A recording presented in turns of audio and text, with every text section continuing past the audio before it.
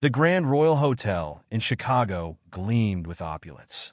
Its towering glass facade mirrored the bustling city streets below, a symbol of luxury and prestige.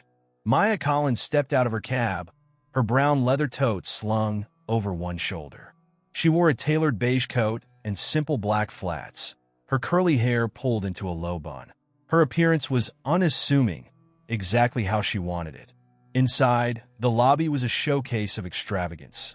Crystal chandeliers, marble floors, and a golden reception desk framed by fresh orchids.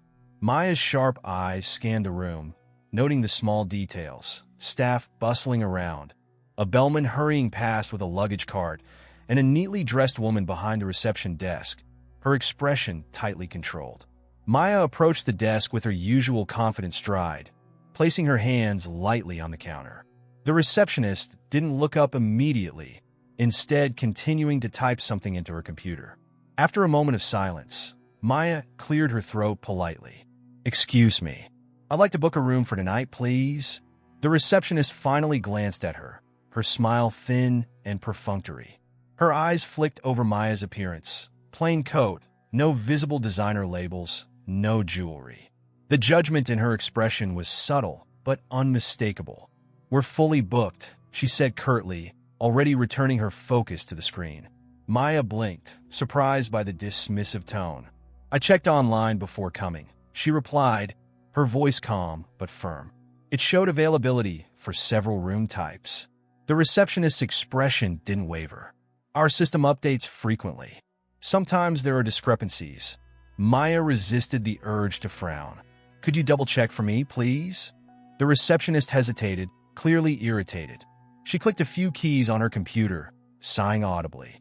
After a moment, she looked back at Maya, her tone icy. "No, we're definitely at capacity. I suggest trying another hotel." Maya's jaw tightened. "I see," she said slowly. She knew the game being played here. She'd seen it before, many times. A quiet anger simmered beneath her professional demeanor, but she kept her tone even. "Is there a manager I can speak to?" Maya asked, folding her hands on the counter. The receptionist's polite veneer cracked slightly. "Our manager is busy with more pressing matters," she said flatly. "I'm sorry, but there's nothing more I can do for you." Maya tilted her head, holding the woman's gaze.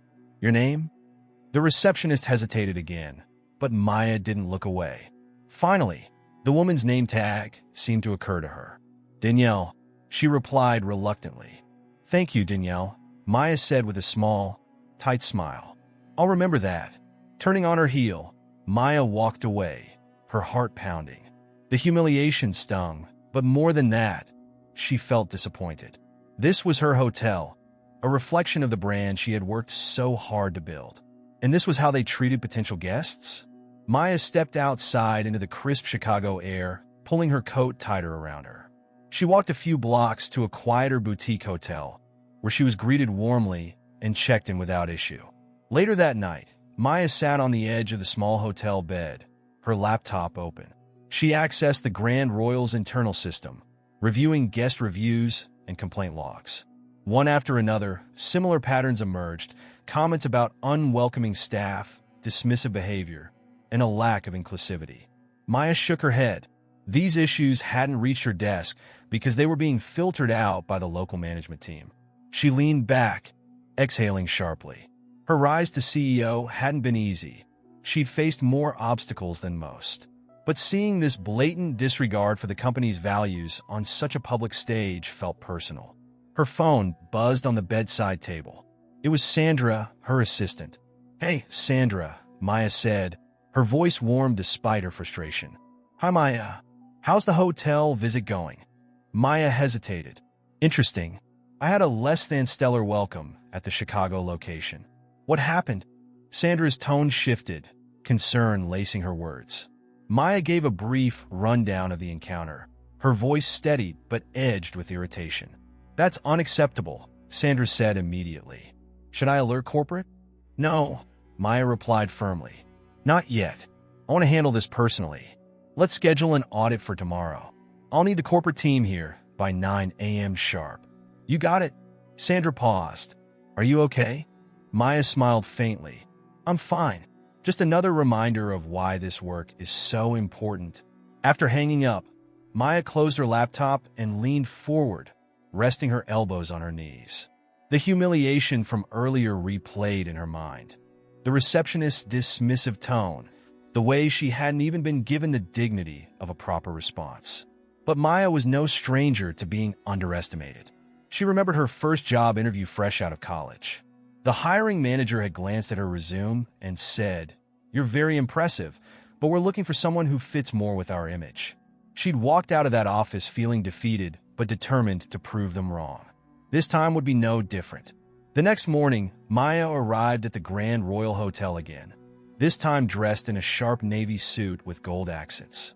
Her hair was styled in sleek waves, and she wore a pair of understated diamond earrings. Walking through the grand doors, she noticed the same receptionist, Danielle, at the desk. Danielle's expression faltered when she saw Maya, though she didn't seem to recognize her immediately. Maya didn't approach her this time. Instead, she strode toward the manager's office, her heels clicking purposefully against the marble floor. The staff seemed to sense her authority, stepping aside as she passed. Inside the office, the manager, Greg Porter, stood to greet her, his face a mixture of nervousness and forced cheerfulness. "Miss Collins, it's a pleasure to have you here," he said, extending a hand. Maya accepted the handshake, but kept her expression neutral. "Thank you, Mr. Porter. I trust you're aware of why I'm here today." "Of course," he said quickly. "We're thrilled to showcase what makes this property one of the best in the Grand Royal portfolio." Maya raised an eyebrow, but didn't respond. She gestured for him to sit, taking the chair across from his desk. "Before we start, I'd like access to your employee files, complaint logs, and guest reviews from the past year," she said. Greg's face twitched slightly. "Certainly, though I assure you, we have a very high standard of service here." Maya gave him a tight smile. "That's precisely what I'm here to evaluate." As she spoke, Danielle knocked hesitantly on the door. "Mr. Porter, there's a call for you," she said, glancing briefly at Maya before quickly averting her eyes. Greg waved her off. "Take a message." Danielle nodded and disappeared, but not before Maya caught the nervous tension in her body language. She filed the observation away, determined to dig deeper. This wasn't just about her. It was about every guest, every employee, and the culture that needed to be transformed. Maya leaned back in her chair, ready to begin her work. Maya sat at a polished conference table in the Grand Royal Hotel's private meeting room. The morning sunlight poured through the floor-to-ceiling windows, illuminating the Chicago skyline in the distance. Across from her, Greg Porter fidgeted, the tension palpable. A stack of files sat untouched in the middle of the table, and his forced smile betrayed his unease. "Thank you for providing these so promptly, Mr. Porter," Maya said, her voice smooth but firm. "I'll review them shortly. For now, I'd like a quick walkthrough of the lobby and guest amenities." Greg stood quickly, smoothing the front of his suit jacket. "Of course, we're very proud of what we've achieved here. Let me give you the grand tour." Maya followed him into the lobby, where staff darted around like nervous bees. Danielle was at the reception desk again, her usual aloof expression replaced by a veneer of politeness. She visibly stiffened when Maya's gaze lingered on her. "This is Danielle," Greg said, pausing at the desk. "One of our most experienced receptionists." Danielle's eyes widened slightly, and she forced a smile. "It's a pleasure to meet you," she said, her voice wavering. Maya's expression remained neutral. "I believe we've met before," she said calmly, watching Danielle's face pale. Yes, I think so," Danielle stammered. "Wonderful," Maya replied with a polite nod. "I hope today's interactions reflect the excellence this brand is known for." Greg cleared his throat. "Shall we move on?" Maya gestured for him to lead the way, though she glanced back briefly, noting Danielle's tight grip on the desk edge as they walked away. As they toured the hotel, Greg filled the air with rehearsed anecdotes about the property's history and high-profile clientele. Maya nodded occasionally, but her attention was focused on the subtle signs of dysfunction: staff avoiding eye contact, hurried movements, and strained smiles. "Mr. Porter," she said finally, interrupting his monologue, "how do you ensure staff are supported in their roles?" Greg blinked, caught off guard. Supported? Yes, Maya continued. How do you create an environment where employees feel empowered to provide exceptional service? Greg's response was evasive. We have regular team meetings and training sessions. Morale here is generally very high. Maya stopped walking, turning to face him fully. Morale is high? She repeated.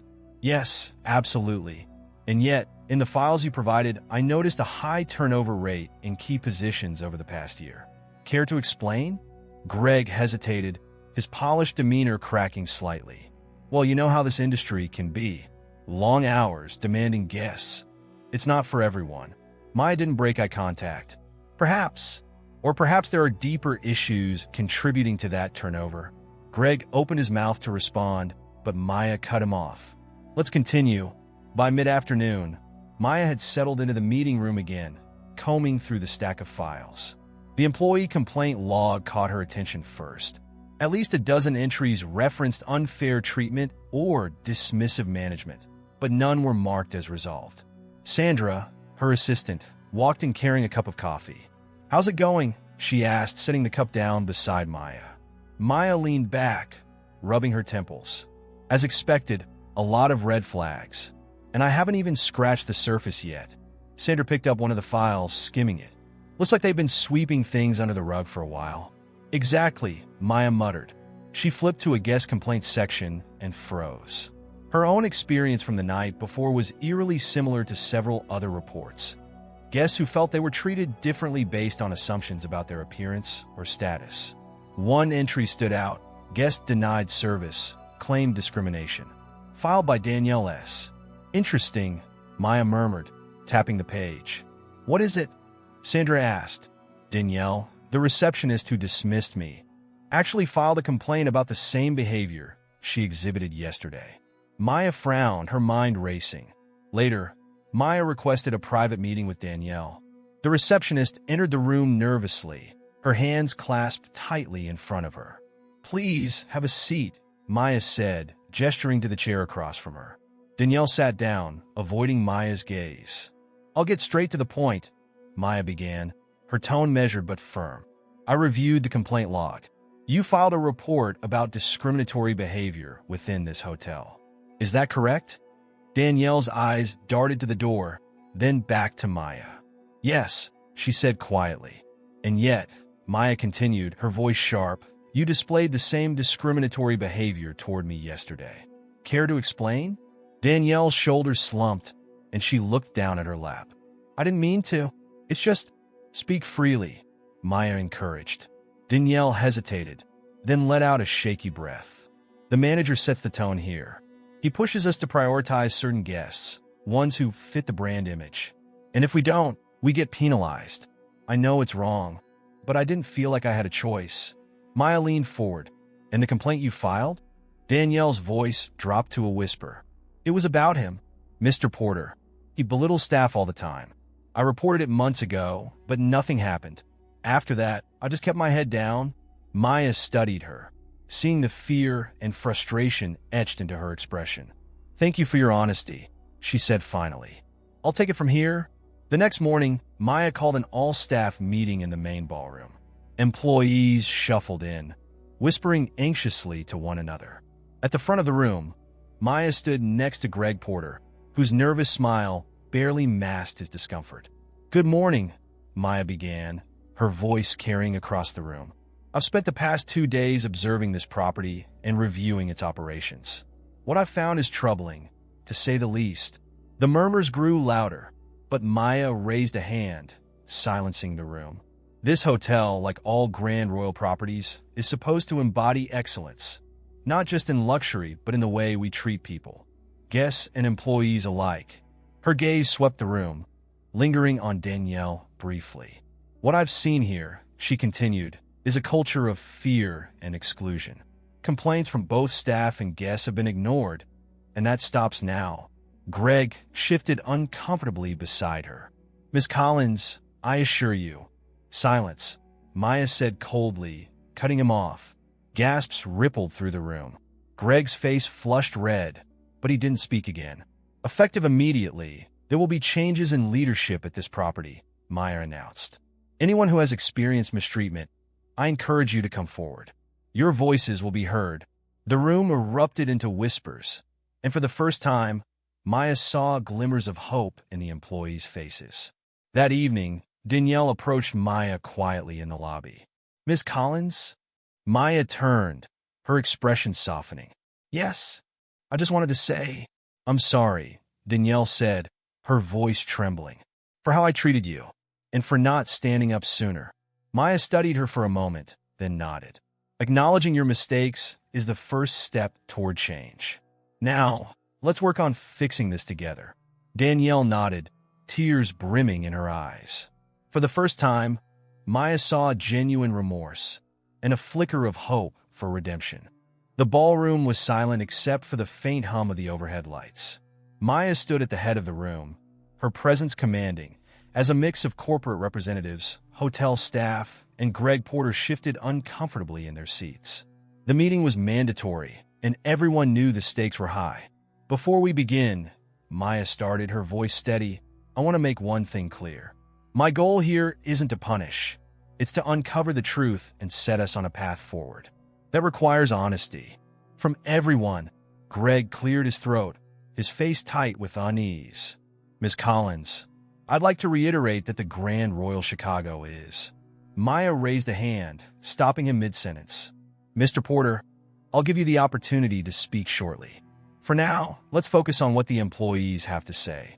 Greg's mouth snapped shut, and Maya turned her attention to the staff seated around the room. "I've spent the past 2 days reviewing records and speaking with some of you privately," she continued. "What I've discovered is deeply troubling. A culture of silence, intimidation, and favoritism has taken root here. This isn't just a management issue, it's a brand issue, and it's my responsibility to address it." The employees exchanged nervous glances. "Let me give you a few examples," Maya said, opening a folder. "Here's a complaint from a guest who was repeatedly ignored because they didn't fit the ideal guest profile. That behavior reflects poorly on all of us." She paused, scanning the room. "But here's what bothers me more. Employees who reported this issue were dismissed or reprimanded for causing trouble." Gasps rippled through the crowd. Another example, several staff members reported being micromanaged to the point of harassment, only to have their concerns swept under the rug. When management fails to protect its people, it fails entirely. Danielle sat in the back of the room, her hands clenched in her lap. She avoided eye contact, but couldn't hide the guilt written across her face. Maya gestured to a side table where Sandra had set up a projector. "Let me show you something." Sandra clicked through a series of slides, displaying anonymous complaints from employees. Words like intimidation, favoritism, and retaliation appeared in bold, drawing murmurs from the room. Maya turned to Greg, her gaze unwavering. "Mr. Porter, these complaints came from your staff. Would you like to respond?" Greg hesitated, his polished exterior slipping. I don't believe these accounts are entirely accurate. Some employees may have misunderstood standard management practices." "Misunderstood?" Maya interrupted, her tone icy. "You're telling me that repeated reports of harassment and favoritism are just misunderstandings?" Greg faltered. "I wasn't aware these issues were so widespread." Maya's expression hardened. "Then you weren't doing your job?" The room fell into a heavy silence. Later, during a break, Maya walked over to the coffee station where several employees huddled nervously. They stopped whispering as she approached. "Don't let my title intimidate you," she said, her tone softer than it had been earlier. "I'm here to listen." One of the younger staff members, a bellhop named Javier, hesitated before speaking up. "Ms. Collins, we've been afraid to say anything because every time someone does, they either get written up or fired." Maya nodded, her expression understanding. "And that's exactly what needs to change. You shouldn't have to choose between your job and your dignity." Javier glanced at his colleagues, then back at Maya. "Mr. Porter, he doesn't want us to complain. He says it disrupts morale." "Disrupts morale?" Maya repeated, the words heavy with disbelief. "What about being treated unfairly? Doesn't that disrupt morale?" The group exchanged looks, but remained silent. "I promise you," Maya continued, her voice firm, There will be no retaliation for speaking the truth. If anyone experiences backlash for being honest, they can report directly to me. Javier nodded, his shoulders relaxing slightly. Thank you, Ms. Collins. The meeting resumed, and Maya decided it was time for the moment everyone had been dreading. Mr. Porter, she began, her tone formal. You've led this property for 3 years, correct? Greg nodded stiffly. That's correct. And during that time, guest complaints have increased by 27%, while employee turnover has nearly doubled. Can you explain this? Greg's face turned red. As I said earlier, this industry is demanding. Turnover is common. And guess well, some complaints are inevitable. Maya walked slowly around the table, her heels clicking against the marble floor. True, but when complaints show a pattern of exclusion and mistreatment, that's not inevitable. That's a failure of leadership. Greg opened his mouth, but Maya held up a hand. Enough excuses. I've heard enough to make my decision. Sandra handed her a document, which Maya unfolded deliberately. As of today, Mr. Porter, your employment with Grand Royal International is terminated. The room went deathly quiet. Greg's jaw dropped, his eyes wide with disbelief. You can't do this. I can, Maya replied, her voice calm but unyielding. And I am. This company needs leaders who uphold its values, not ones who undermine them. Greg looked around the room, but no one came to his defense. Finally, he stood, his movements stiff. You'll regret this, he spat, storming out of the room. Maya watched him go, then turned back to the employees. This isn't just about removing one person, she said. It's about building a culture where everyone feels valued and respected. That starts now. After the meeting, Maya met privately with Danielle. You stood up today, in your own way, Maya said, her tone even. That takes courage. Danielle looked down, her voice barely above a whisper. I should have done more. You still can, Maya replied. Change isn't about being perfect. It's about doing better starting today.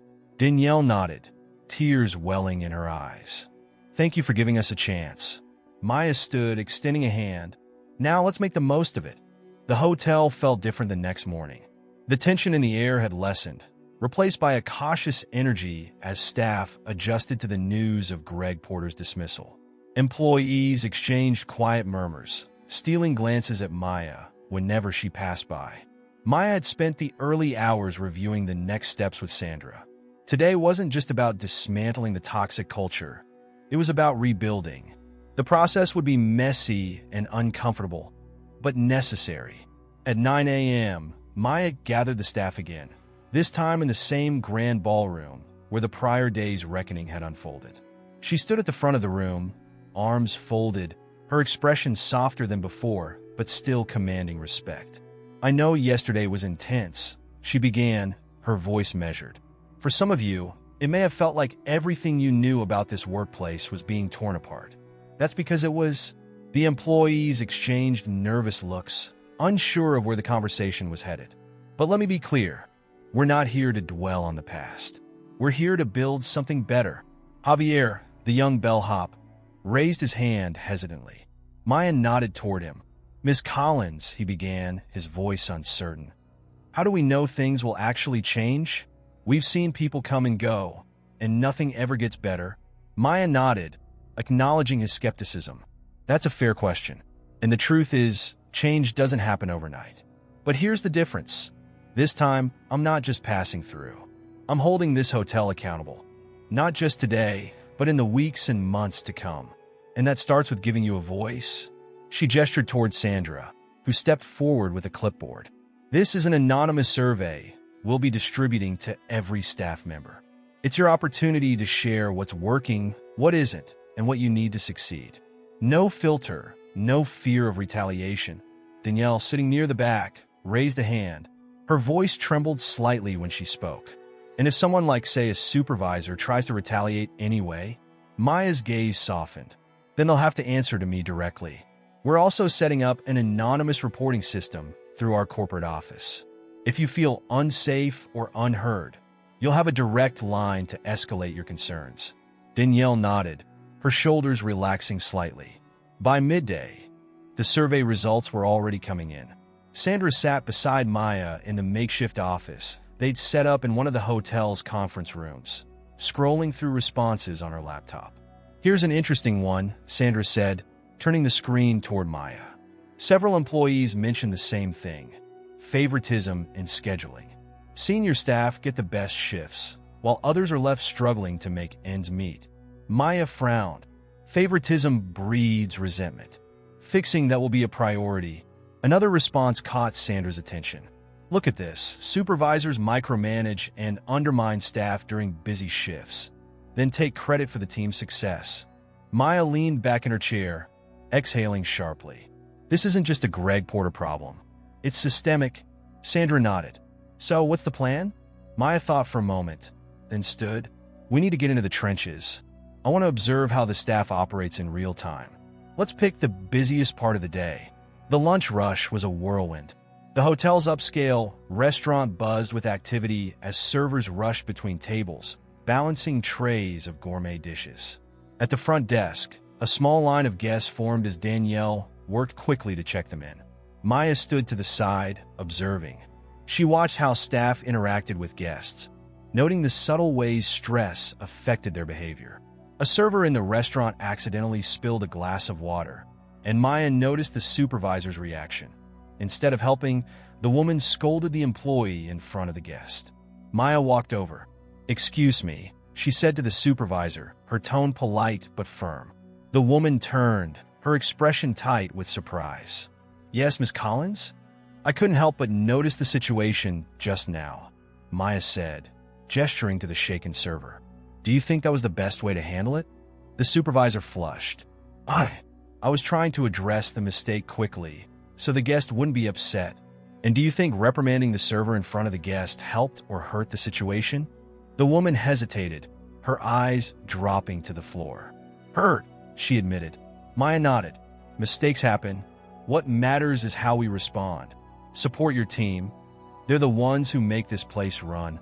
Later, Maya returned to the front desk where Danielle was finishing a check-in. As soon as the guest walked away, Maya stepped forward. "Danielle," she began, her tone gentle. "How are you holding up?" Danielle hesitated, glancing around to make sure no one else was listening. "Honestly, it's been overwhelming." "I can imagine," Maya said. "Yesterday was a turning point, but it's just the beginning. I need people like you to step up. You've seen the problems firsthand. You understand what needs to change." Danielle's eyes widened. "You want me to what? Be a leader?" "Yes," Maya said simply. "Leadership isn't about having a title. It's about doing what's right, even when it's hard. You've already started down that path. Now I'm asking you to keep going." Danielle swallowed hard, her expression a mix of fear and determination. "I don't know if I'm ready." "No one ever feels ready," Maya replied with a small smile. "But I'll be here to support you. Together, we can make this place better for everyone." By the end of the day, Maya gathered the leadership team, new and remaining, in the conference room. "We've identified several key issues," she began, listing them on a whiteboard. "Favoritism in scheduling, lack of recognition, and inadequate support for staff during high-stress periods. These aren't just operational problems, they're cultural ones." The team nodded, taking notes as Maya outlined her plan. Implementing fair scheduling policies. Creating a staff recognition program to reward hard work. Providing supervisors with training on leadership and conflict resolution. "This isn't optional," Maya said, her voice firm. "If you want to stay in leadership, you'll commit to these changes. Otherwise, I'll find people who will." The room was silent for a moment. Then one of the supervisors spoke up. "Ms. Collins, I've been with this company for 15 years. I've never seen anyone address these issues so directly. Thank you for giving us the chance to do better." Maya nodded. "Thank you for stepping up. This is just the beginning." As the evening wound down, Maya returned to her temporary office, exhaustion beginning to set in. Sandra handed her a cup of tea and sat across from her. "You made a lot of progress today," Sandra said. "Progress, yes," Maya replied, sipping the tea. "But the real challenge is making it stick." Sandra smiled. "If anyone can do it, you can." Maya leaned back, her gaze drifting to the city lights outside. She knew the road ahead wouldn't be easy, But for the first time, she felt a flicker of hope that lasting change was within reach. 6 months later, the Grand Royal Hotel in Chicago was unrecognizable, not in its appearance, but in its energy. The once tense and fractured environment had transformed into a space filled with collaboration, respect, and pride. Maya walked through the lobby, her heels clicking against the marble floor as she observed staff interacting with guests. The smiles were genuine this time. "Good afternoon, Ms. Collins," Danielle said from behind the reception desk.